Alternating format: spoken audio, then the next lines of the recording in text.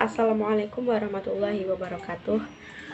Perkenalkan, saya Yulia Mu'arifatul Zahra dengan NIM 200020026 dari program studi Administrasi Pendidikan Fakultas Ilmu Pendidikan Universitas Negeri Padang.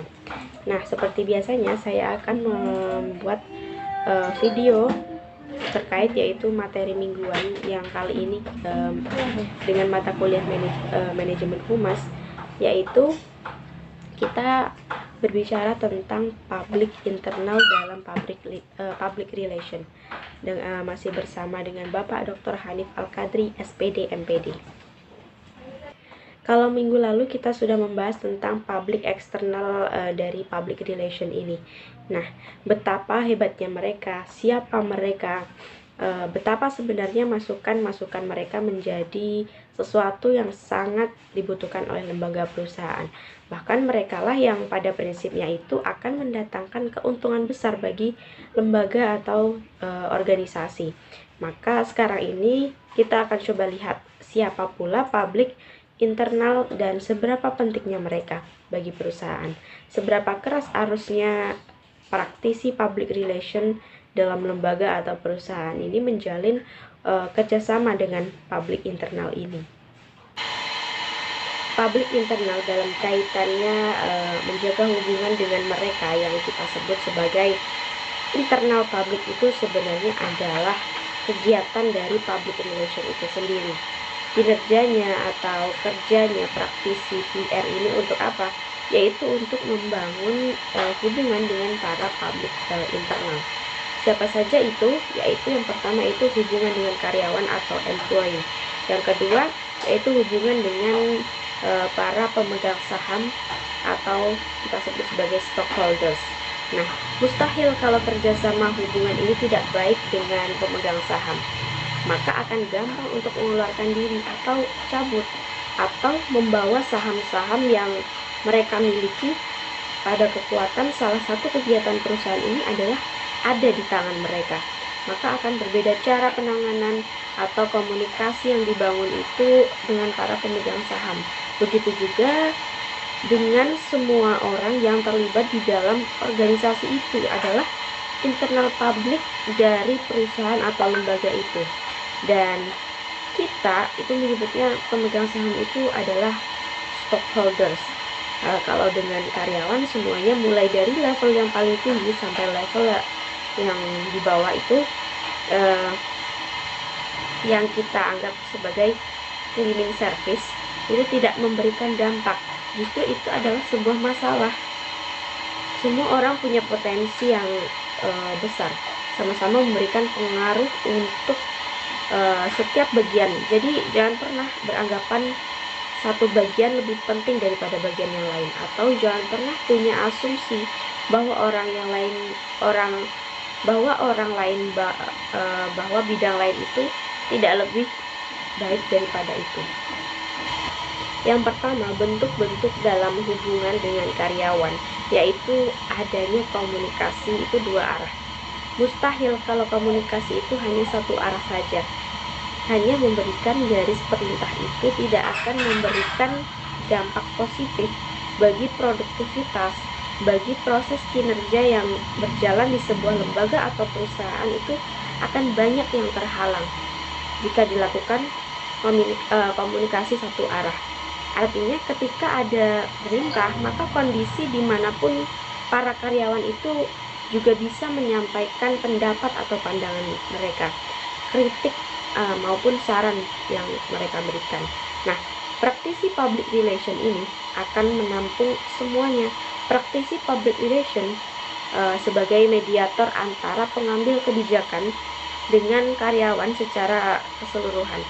Makanya sekarang bagaimana perusahaan itu kalau dari sisi public relation sebenarnya yang paling menakjubkan adalah bottom up, karena semua keluhan dan masukan yang dirasakan oleh para karyawan ini yang ada di bawah itu justru menjadi catatan dan masukan untuk mengembangkan diri, mengembangkan kualitas serta memperbaiki kinerja dari pemegang saham. Nah, itu justru menjadi data fakta empirik yang sebenarnya sulit kita cari. Tapi melalui sistem komunikasi dua arah ini yang dilakukan oleh para praktisi public relation, ini justru menjadi sangat mudah karena ditampung sangat mudah pula dan baik. Semua itu menjadi data dan fakta, kemudian akan dirembukan secara bersama-sama, kemudian dijadikan satu titik untuk menjadi bahan pertimbangan.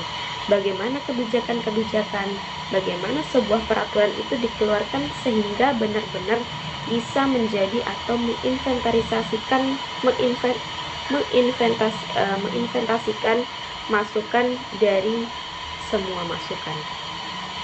Yang kedua, hubungan itu bisa dipelihara melalui bentuk-bentuk kinerja dan semangat kerja para karyawan. Nah, jadi yang perlu dipelihara itu kinerjanya dan semangat kerjanya, yang strateginya itu adalah melalui komunikasi tadi. Ada dampak dan kondisi di mana itu kita harus duduk bersama-sama dengan para karyawan. Ada kondisi yang kadang-kadang itu formalitasnya itu dikecilkan, sehingga yang dibangun itu adalah konteks informal. Ketika ada kondisi tertentu, kita bersama-sama dengan mereka, yaitu para karyawan. Ada faktor human touch atau sentuhan manusia. Ada kedekatan emosional yang pada akhirnya itu membuat seakan-akan organisasi itu adalah keluarga kedua kita. Yang ketiga, bentuknya dengan menjaga agar karyawan itu tidak memberikan informasi yang salah kepada publik eksternal. Sudah di dalam dulu, di internal itu dibenahi. Jadi itu tidak jadi itu tadi bentuk analisis kita terkait dengan bagaimana membangun hubungan dengan para karyawan atau employee relation. Jadi tidak ada persoalan perbedaan antara level di dalam perusahaan atau organisasi. Yang di luar kapasitas pengambilan kebijakan, mereka ini yang memiliki potensi yang sangat besar yang akan membuat kita itu beruntung atau justru merugi.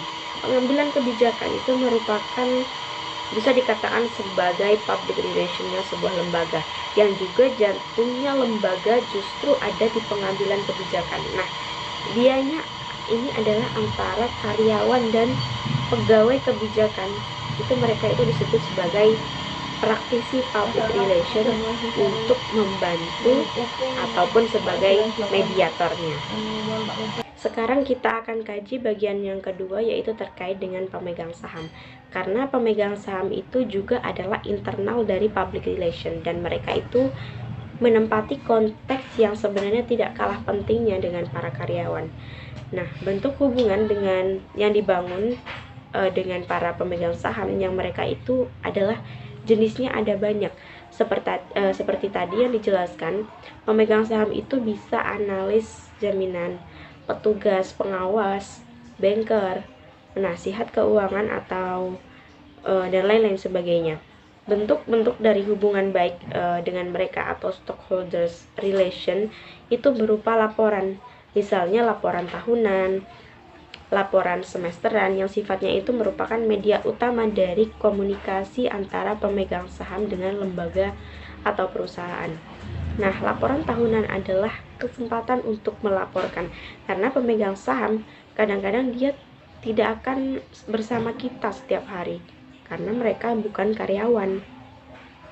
Laporan tahunan itu menjadi kesempatan kita, yaitu praktisi public relation, pada perusahaan atau lembaga untuk melaporkan apa yang telah, apa yang sedang dan akan dilakukan oleh perusahaan. Jadi tidak hanya hari ini, mulai dari laporan terkait dengan apa yang telah, apa yang sedang, dan apa yang akan kita lakukan beberapa masa yang akan datang. Laporan itu dibuat dengan eksklusif, dengan baik, dengan dipertanggungjawabkan secara moral, kejujuran, dan didistribusikan sebelum adanya rapat tahunan.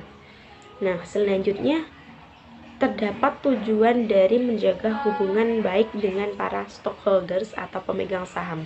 Yang pertama itu untuk membangkitkan perhatian pemilik atau pemegang saham pada perusahaan kita dengan memberikan laporan tahunan, laporan bulanan, atau apapun bentuknya.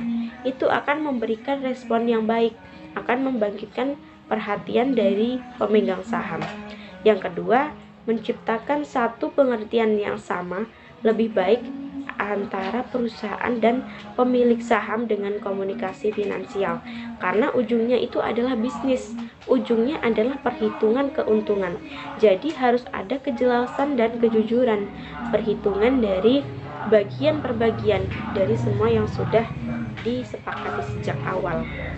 Yang ketiga, kita bisa membujuk melalui hubungan baik dengan para pemegang saham, yaitu untuk terus bertahan, terus memakai perusahaan kita, dan terus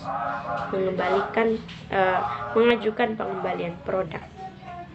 Jadi komunikasi yang dibangun oleh praktisi public relation, mau tidak mau, diakui atau tidak, tujuan akhirnya itu adalah membujuk agar para pemegang saham itu dapat bertahan dan mau menerima, mau terus memakai dan menanamkan modalnya di perusahaan kita.